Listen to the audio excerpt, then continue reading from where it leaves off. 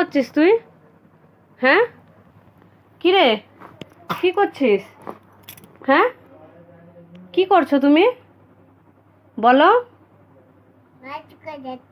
মালিশ করছো? কাকে?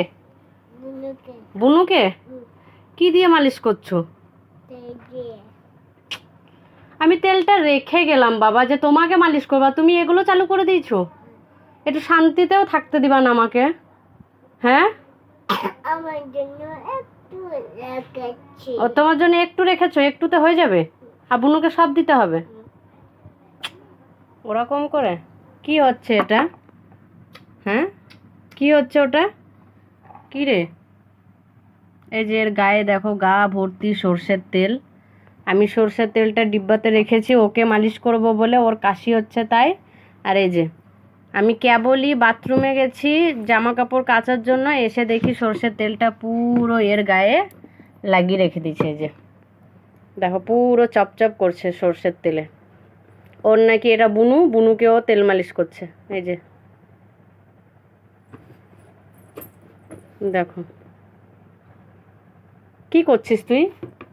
হ্যাঁ পাক্কু, তুমি কি করছো এটা?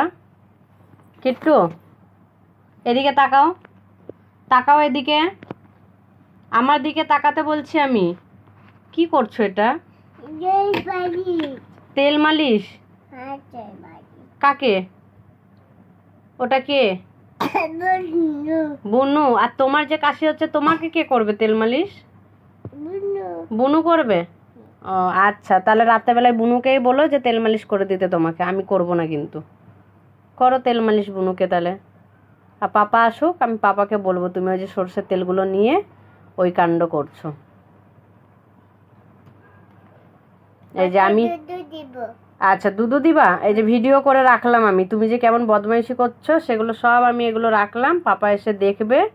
হ্যাঁ, আর সবাইকে দেখাবো যে দেখো কিট্টু কি করে এরকম তেল নিয়ে, সাবান নিয়ে। কোনো দিন তুমি পাউডার মাখাবা, কোনো দিন হলুদ মাখাবা, আজকে আবার তেল মাখাচ্ছ। মাখাও, পাপাকে আসতে দাও, তারপরে আরো ভালো করে তোমাকে মাখাবে।